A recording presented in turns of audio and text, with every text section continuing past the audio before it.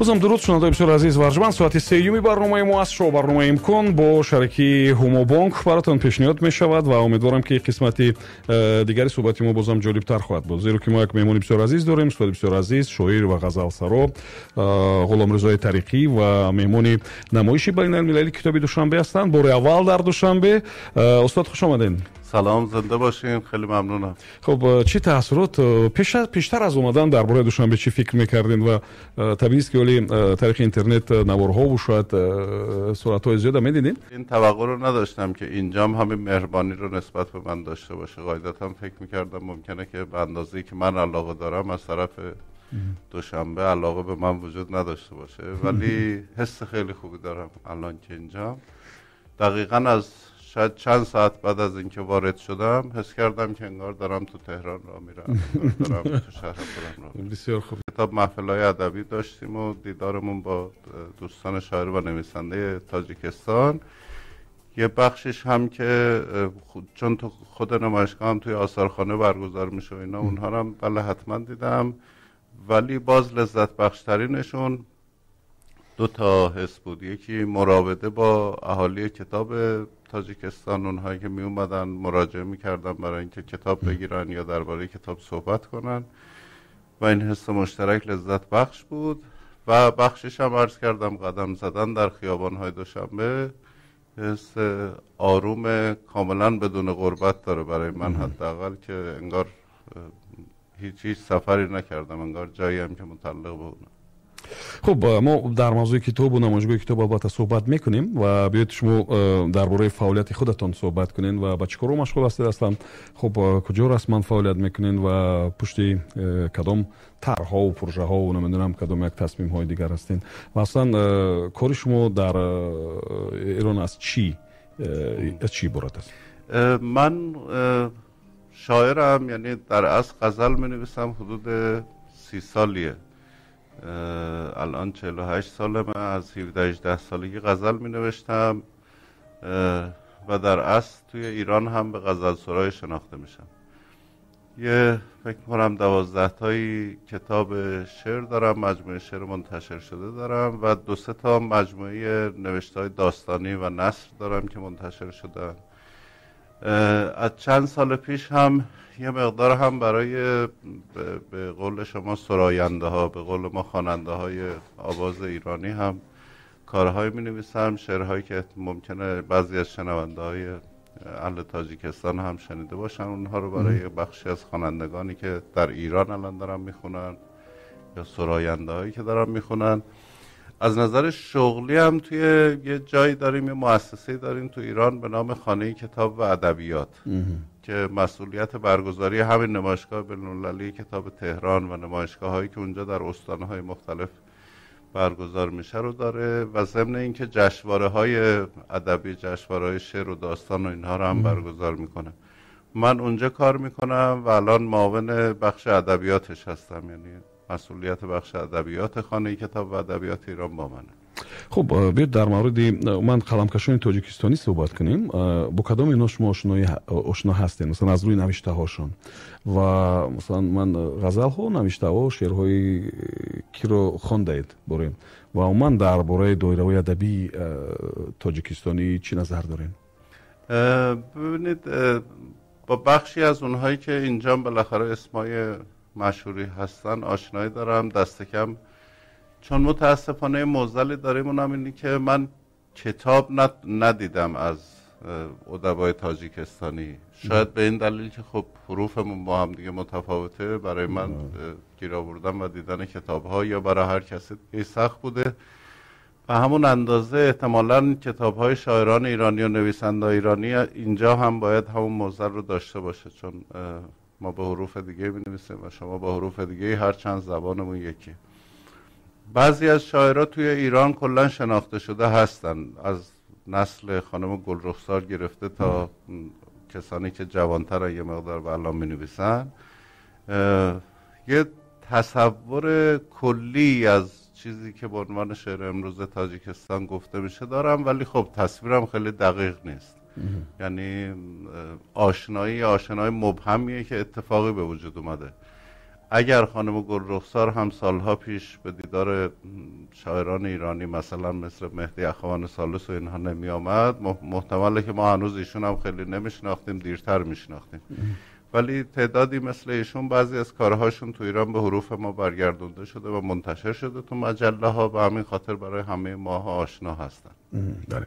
خب اگر با نمایش بین المللی کتابی دوشنبه توجه کنیم، خب نظرتون چی است و تا کدام اندازه میتواند این چیز با تبلیغ کتاب با تحریک دادن اونایی که به کتاب توجه دارن مساعدت کند و چه ادبیات در نمایش بین المللی کتابی دوشنبه دیدین که مثلا توجه شما را جلب کرد؟ چیزی که توجه منو جلب کرد توجه جدی و ویژه دو تا گروه از مخاطبای کتاب شما نسبت به ادبیات فارسی. یکی گروهی که سنی از اونها گذشته، سنشون زیاده، به قول شما کلانن و اونها کسایی هستند که قاعدتا قبلا هم در کودکی ادبیات گذشته فارسی رو میشناختن، اهل شاهنامه خوندن بودن، اهل مولانا خوندن بودن، اهل حافظ سعدی خوندن بودن و الان هم داشتن دنبال کتاب‌های متعلق به اونها میگشتن. اما یه گروه جوان مثلا 18-19 ساله تا 22-23 ساله هم شما دارین که دنبال ادبیات کلاسیک هستن و این خیلی برای من جالب بود. یعنی گروه دانشجوهایی، گروه کسانی که الان دارن درس میخونن، دنبال شرح مثنوی میگشتن، دنبال شرح حافظ میگشتن، شرح سعدی میگشتن، دنبال دیوان حافظ میگشتن، دیوان یا شرح شاهنامه میگشتن. این خیلی قابل توجه بود. به نظرم میاد که حتی به این اندازه‌ای که من توی این مراوده دیدم، محتمله که ما توی آدم‌هایی که این سن و سال رو دارن و تو ایران زندگی میکنن هم این میزان از علاقه رو نداشته باشیم. البته میتونه یه مقداریش مربوط به این باشه که خب بالاخره اونا با غرفه ایران مواجه شدن و غرفه ایران سالی یک بار اون کتابا رو می آورده و طبیعیه که همون تعداد از قبل برنامه ریخته باشن و اومده باشن. ولی من فکر نمی کردم که اینقدر بین نسل جوانتر و نوجوانتر شما علاقه به ادبیات کلاسیک وجود داشته باشه. به نظرم میاد که دست کم استقبال و محبت کسانی که به نمایشگاه می اومدن نسبت به غرفه ایران خیلی قابل توجه بود. احتمالاً حالا منظورم الزاما فقط فروش نیست، توجهی که این نوجوان‌ها و جوان‌ها به غرفه ایران داشتن نشون میداد که ما به اون ریشه‌های مشترکی که داریم و به خوندن ادبیات گذشته خیلی اقبال جدی وجود داره و به نظرم میاد باید یه راهی پیدا کنیم که به طور مداوم این در اختیار این جوان‌ها باشه. یعنی اینجوری نباشه که ما توی 3 روز 4 روز بیایم و دوباره همه اینا رو متوقف. خب من با چند جوانی هم صحبت کردم در دوره این نمایش که بدونید چی می‌خواستن.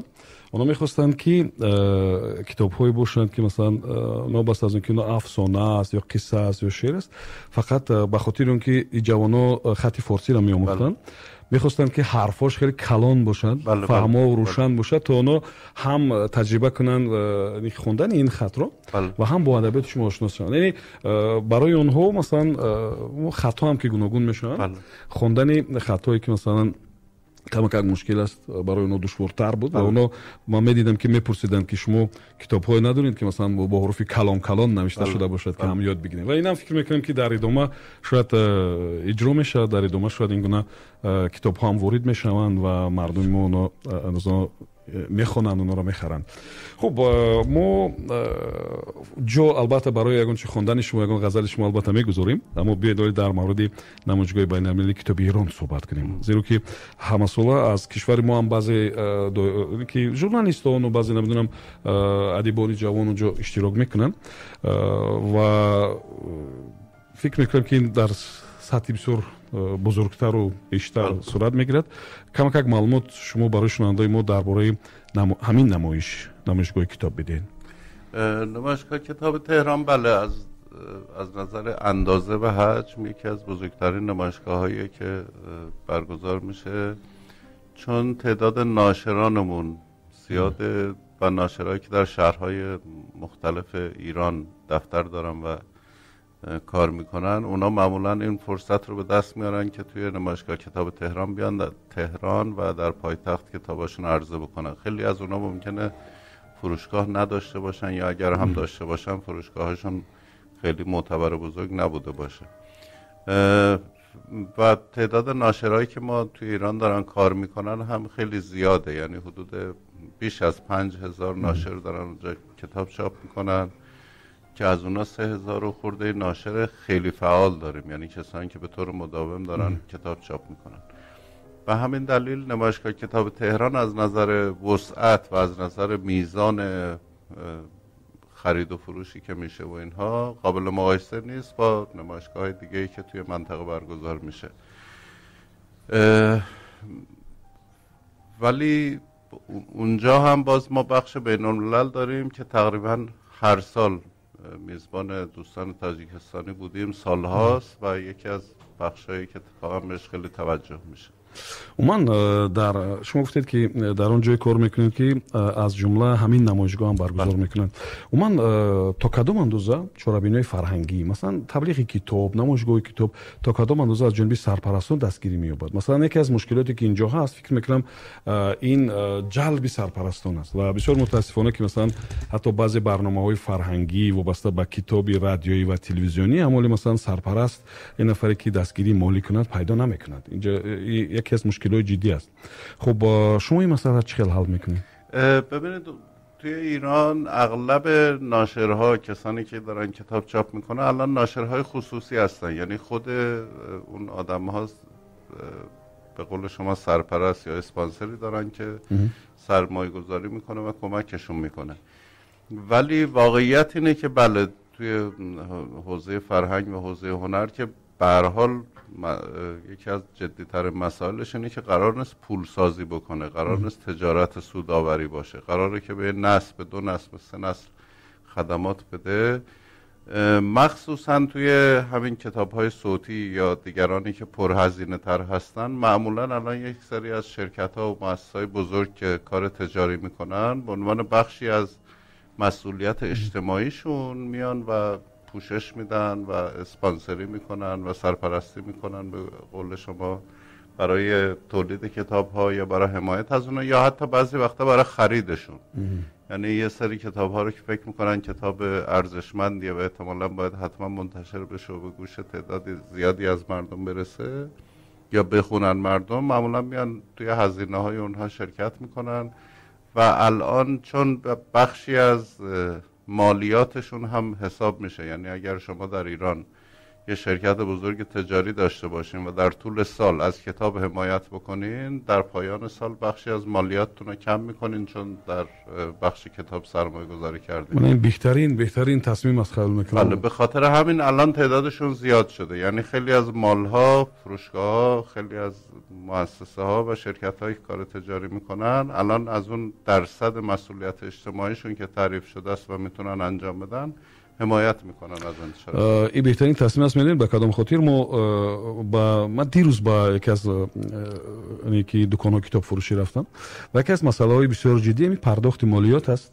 که برای مثلا یک دکان کتاب فروشی هم همان گونه است، برای یک مرکز سودای بزرگ هم همان فایز است. نه اونم یعنی اینجا اصلا همین چیز اگر مثلا فرق بکنن، مثلا مالیاتی که یک کتاب دکان کتاب فروشی انجام میداد کم یک پایین تر باشد، اینجا بهترین نشد. حالا یه چیز جالب بهتون بگم که ما تو ایران علاوه بر مالیات که سهم کمتری که کتاب فروش باید نسبت در مقایسه با بقیه بده، شرکت ها و مؤسسه های فرهنگی هنری بعضیاشون اغلبشون معاف از مالیات هم هستن، یعنی حتی بیلان کار میدن ولی مالیات پرداخت نمیکنن. بهترین و جالبش اینه که درباره پول آب و برق هم اینطوری هستن، یعنی شما اگر فروشگاهی که دارین ثبت شده باشه که کتاب فروشی و دارین کار فرهنگی میکنین، حتی پرداخت پول آب و برقتون هم در مقایسه با بقیه کمتره. این فکر میکنم که یکی از شاید اسرار محبوبیت کتاب و دکان‌های کتاب و انتشارات در ایران شاید همین باشد. و این فکر می‌کنم تجربه است که در کشور ما فکر می‌کنم بسیار خوب میشه اگر این تجربه آموخته شود و تطبیق شود، برای اینکه اینجا هم دایره‌های اونایی که شاید به تجارت کتاب میخوان مشغول شوند زیادند، اما همین چیزا مثلا از اون جمله مالیات میتونند که یک صدیرا شود، یک کمک مشکل ایجاد کنند. بیاید در مورد کتاب‌های صوتی صحبت کنیم تا کدام اندازه اینا در ایران محبوب هستند و خود شما خوش دارین که این کتاب‌ها را گوش کنین. و بعضی‌ها میگفتند که مثلا ولی زمان عصر تکنیک و فناوری ها شاید که همون کتاب کاغذی از میان می رود، گازت از میان می رود و بیشتر گفتارهای صوتی را گوش میکنن. و شما از این چیز خوف ندارین؟ نه، به خاطر اینکه توی چند سال گذشته از حدود 10 سال پیش به تدریج و الان توی 2-3 سال گذشته با دور خیلی تندتر و شدیدتری توی ایران کتاب صوتی رایج شده. اما این به نظرم میاد که آسیب زننده نیست. واقعیت اینه که باید ما بپذیریم که انسان امروز با انسانی که 20 سال پیش، 30 سال پیش، 50 سال پیش زندگی میکرده و محل کارش تا مثلا جایی که زندگی میکرده خیلی نزدیک بوده، به راحتی میتونسته تا 5 دقیقه برسه محل کارش، کار کنه، برگرده، بعد از ظهر دوباره یه استراحتی بکنه، به همین دلیل وقت داشته کتاب بخونه. ماها که الان زندگی شهری و مدرن رو تجربه میکنیم میدونیم که خیلی وقتا دیگه فرصت مجال این که بشینیم و حتما کتاب کاغذی بخونیم، مخصوصا تو شهرهای بزرگ، اونم در غیر از زمانهایی که تعطیل هست رو نداریم. ولی یکی از مهمترین بخش‌های زندگی ما که هر روز تقریبا صرف میشه، من الان توی تهران حدود 1 ساعت میرم محل کار و حدود 1 ساعت باید برگردم. این 2 ساعت نمیتونم همیشه کتاب کاغذی همراه هم داشته باشم. بهترین زمانه برای اینکه شما توی ماشین یا گوشی موبایلتون کتاب‌های صوتی رو بشنوید. و همین دلیل فکر میکنم توی 3-4 سال گذشته با شیب خیلی خیلی تندی داره کتاب‌های صوتی تو ایران بیشتر میشه. یه سری آدم به عنوان گوینده حرفه‌ای دارن کتاب‌های صوتی رو میخونن. حتی بازیگرای مشهور سینما و تلویزیون ما الان دارن اونجا کتاب‌های صوتی رو میخونن و بعضی ها هم خود نویسنده یا خود شاعرشون داره این کارو میکنه. یعنی کسی که بیانش خوبه، خودش یا خود مترجم یا خود نویسنده کتاب خودش رو میخونه و به صورت فایل مردم گوش میدن. الان فکر میکنم نرم افزارهای پادکست خوان و تعداد پادکست هایی که تو ایران تولید میشه خیلی خیلی زیاد شده که تقریبا 90% هم کتاب محورن. یعنی منهای 10%، 12% که ممکنه درباره موضوع روز یا موسیقی و اینها باشن که مردم گوش میدن، تقریبا اغلبشون بر مبنای کتابن و خیلی اقبال زیادی نسبت بهش وجود داره. نه، واقعیت اینه که من هیچ بیمی به نظرم ندارم و نباید داشته باشیم، به خاطر اینکه یک زمانی امکانات جوری بوده که کتاب ها با تعداد نسخه های کم روی پوست نوشته می شده، بعد چاپ سنگی می شده. اونها احتمالا وقتی که این امکانات داشته می اومده باید خوف می داشتن که نداشتن. بعد به این امکان رسیدیم که چاپ کاغذی بکنیم به تعداد و به شمارگان مثلا 1000، 2000، 3000 نسخه کتابو در اختیار دیگران بگذاریم. چقدر خوبه که بتونیم کتاب صوتی عرضه بکنیم و صدها هزار، 200,000، 300,000 نسخه از اون کتاب رو مردم بشنون. اتفاقا یکی از مهمترین معضلاتی که من و شما هم توی کشورامون که به هر حال از یه ریشه هست، زبانمون و همه چیزمون داریم، همینه که حروفمون الان فرق میکنه. ولی برای من شنیدن کتاب صوتی تاجیکستانی برام خب لذت بخشه، چون این مشکل رو هم ندارم. برای شما این اتفاق میتونه بیفته. ما چند نمونه از همون کتاب‌های صوتی رو برای شما میفرستیم برای یک بار گوش کنین و فکر می‌کنم که نظرتون رو بیان میکنید. شاید کدام یک پیشنهادی جالب دارید که ما میتونیم بازم اونو بهتر کنیم حتما برای شما. خب شنونده عزیز، یادداشت میشم که ما در دوره شو برنامه امکان با غلامرضا طریقی صحبت داریم، شاعر و غزلسرا، مهمون نمایشگاه بین‌المللی کتاب دوشنبه هستند. خب استاد، من بسیار میخواستم که شما کدام یک غزل خودتون، نوشته خودتون برای ما بخونید. من میتونین گوشی رو هم پوشین. من یک موسیقی آرام هم گذاشتم که این من از تجربه خودم میگم که این موسیقی برای من یک الهام میدهد و امیدوارم که شما هم همین تاثیر خوب احساس میکنید. حتما.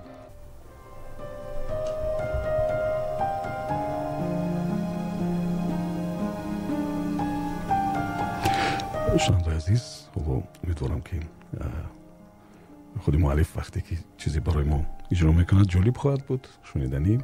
و یادآور میشم که غلامرضا طریقی شاعر و غزل سرا خب در مهمونی ما هستند و این صحبت ما ثبت ویدیو هم میشد و امیدوارم روزهای نزدیک اون رو شما از یوتیوب صفحه از پلوس البته خواهید دید.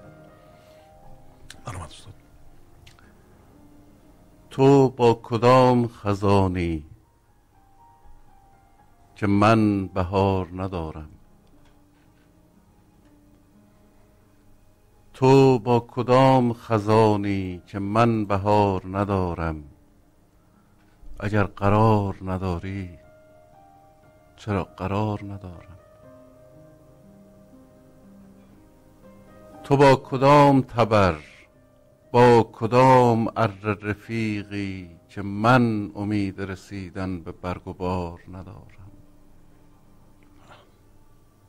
تو با نوید دویدن به ایستگاه چه کردی که من امید رسیدن به این قطار ندارم؟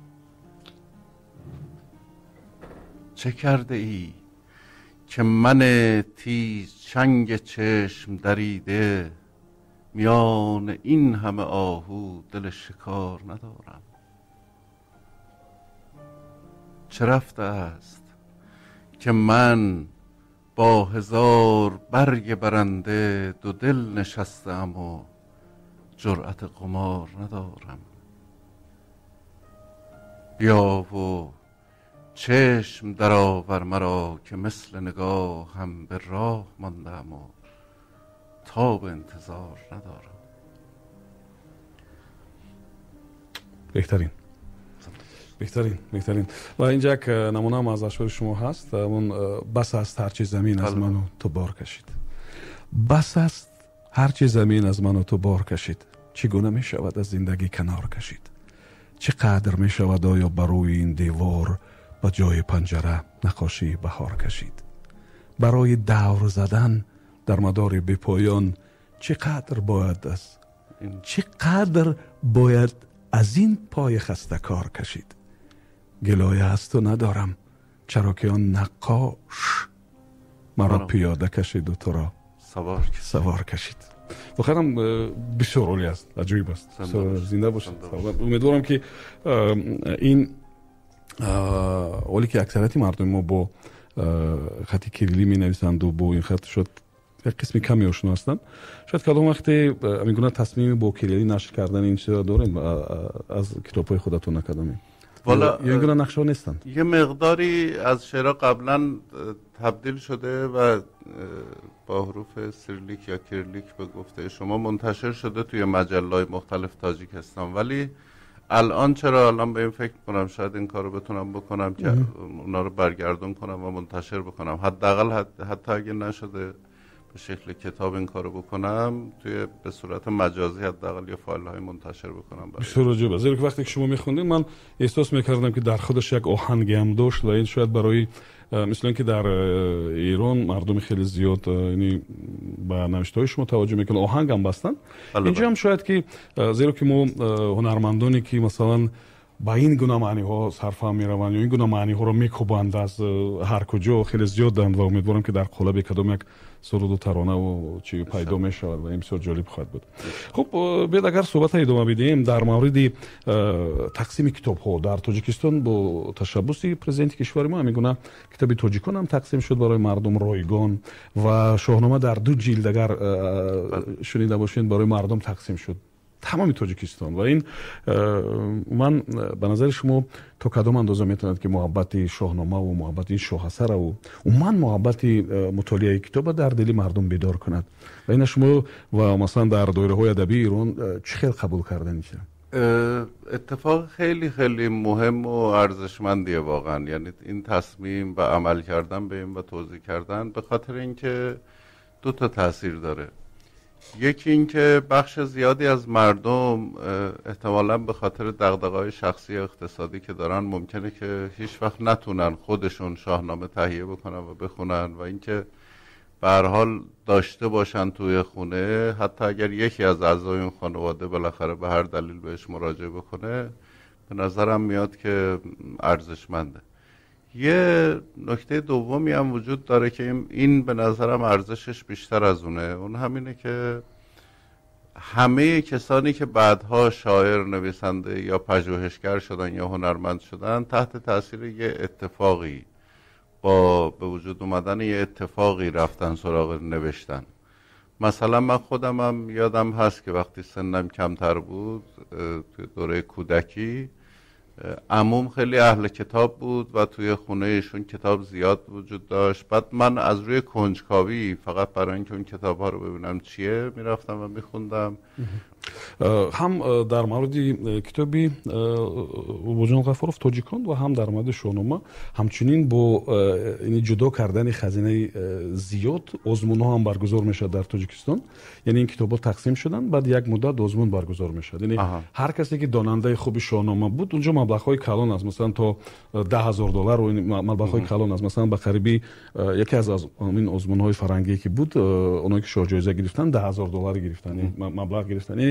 این هم یک اندازه برای بله تشویق کننده است و باعث میشه که خب احتمالاً تعداد بیشتری بخونن و تاثیرش رو میگذاره توی بلند مدت، حداقل توی یه نسل دو نسل از آدما تاثیر میذاره.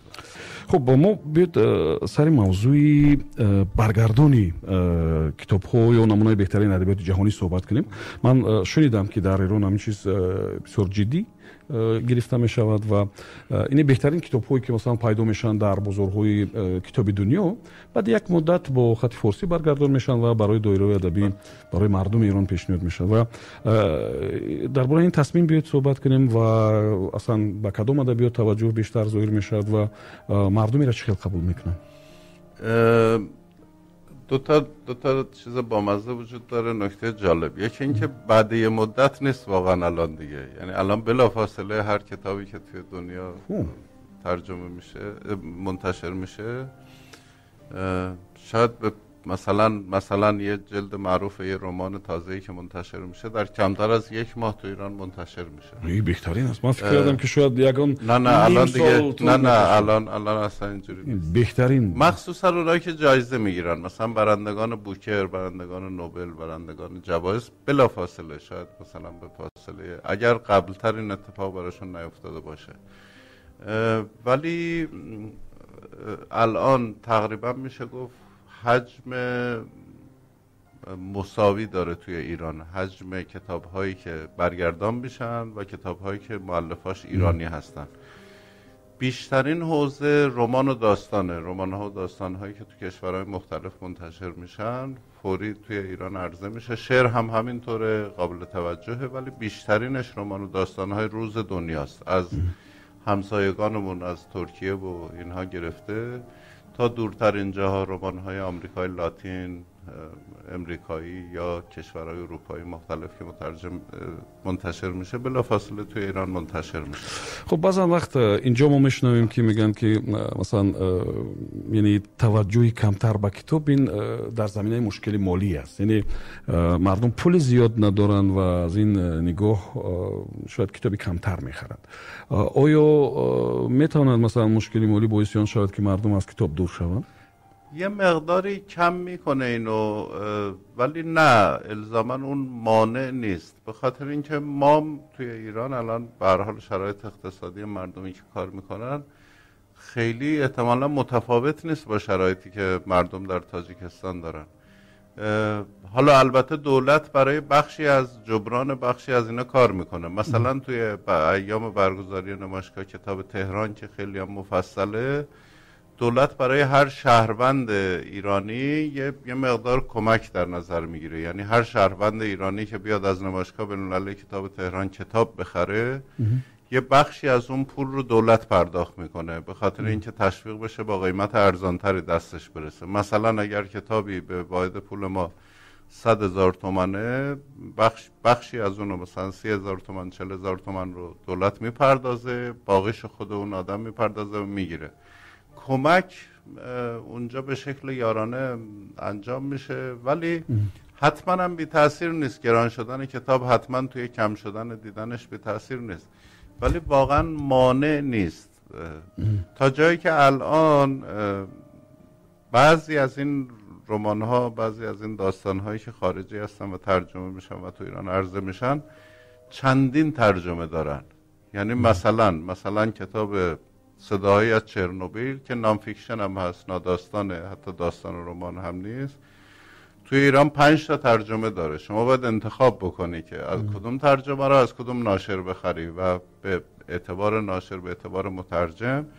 یه گروهی از مترجما رو هم داریم توی ایران که الان شناخته شدن. مثلا فرض کنیم آقای فلانی و فلانی مهمترین مترجمای روسی حساب میشن، فلانی و فلانی مهمترین مترجمای زبان انگلیسی حساب میشن. یعنی انقدر رایج شده که ما الان دیگه موقع انتخاب کردن به اسم مترجم توجه میکنیم و میتونیم انتخابش بکنیم. بگیم مثلا من رمان مارکز رو با ترجمه فلانی میخونم، رمان اونو با ترجمه فلانی میخونم. بهترین. دخترم خب اینه که گروهی مخصوصی یا شاید یک مؤسسه های مخصوصی هستن که فقط کارشون همین است، یعنی که انتخاب، ترجمه کتاب و انتشار و پیشنهاد. بله بعضی از ناشرها اصلا به طور تخصصی فقط ترجمه منتشر میکنن، کتاب تالیفی بیاید سری موضوعی ما کمک پیشتر وقتی که شما می اومدین از دیروز در مورد همون شاهنامه و واریانتی برای کودکان تهیه شده شاهنامه صحبت کردیم و همین چیز بسیار مهم هم است.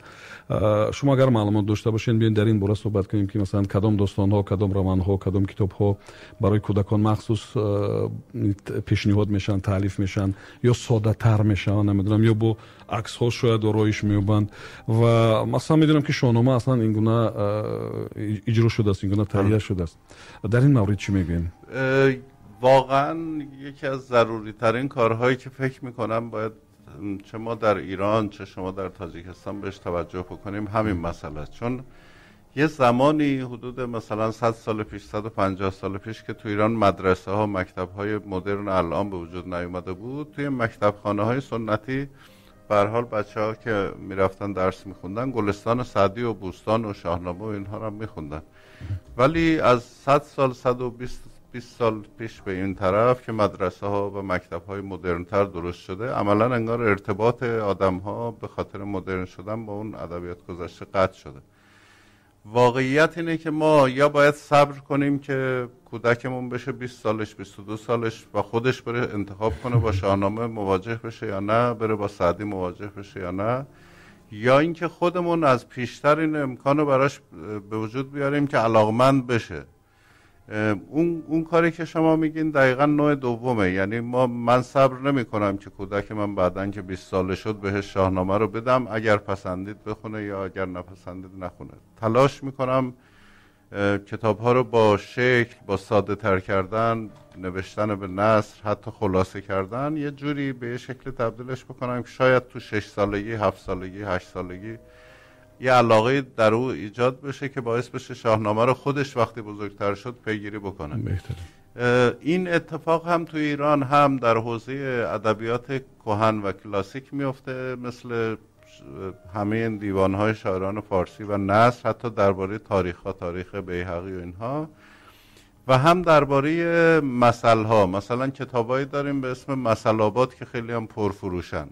بخشی از ادبیات فولکلور گذشته که داشتیم ما به شکل اجرای رسم، کارتونی، شکلی برای بچه‌ها توضیح داده میشه و اونا خیلی استقبال میکنن از این در مقایسه با شاهنامه. هم معمولا داستانهاش رو به شکل داستانهای ساده تر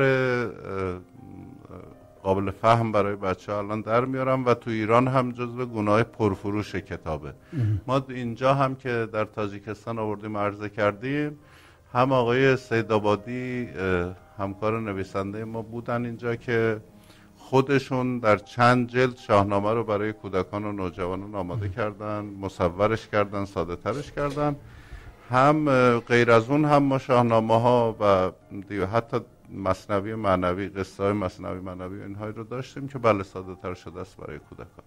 این بهترین است. ما مثلا در مورد شاهنامه غیر از اون که نسخه مثلا نظمی شاهنامه اینجا هست و همون چیز اینن در 2 جلد تقسیم شد، از در تصنیف استاد اولوغزاده ما همین داستان‌های شاهنامه را در شکلی ساده‌تر و فهم‌تر داریم که ما اینم در شکل کتابی صوتی برای مردم پیشنهاد کردیم و این هنوز زمان شوروی تصنیف شده بود و تألیف شده بود و فکر می‌کنم که اینم یک تجربه بسیار خوب است که ما داریم بعضی ناشرانی که فقط به ادبیات کودک توجه دارند و این کارا رو انجام میدهند و شما شاید در نمایش کتاب با کار اونها آشنا شده باشید. خب ما استمیم به قسمت پایینی صحبتی ما. اینجا یک شنونده ما هم در مورد اون نوشته است که بهتر می بود استاد باز چیزی برای ما بخوانند و کدام غزل یا چیزی در پایین صحبت من اگر میخونیم بسیار جالب میشه. حالم بد است مثل زمانی که نیستی، حالم بد است مثل زمانی که نیستی، دردا که تو همیشه همانی که نیستی. وقتی که مانده ای نگرانی که مانده ای، وقتی که نیستی نگرانی که نیستی. عاشق که میشوی نگران خودت نباش، عاشق که میشوی نگران خودت نباش. عشق آنچه هستی است نانی که نیستی. با عشق هر کجا بروی حی و حاضری، در بند این خیال نمانی که نیستی. تا چند من غزل بنویسم که هستی و تو با دلی گرفته بخوانی که نیستی. من بی تو در غریب ترین شهر عالمم، من بی تو در غریب ترین شهر عالمم. بی من تو در کجای جهانی که نیستی.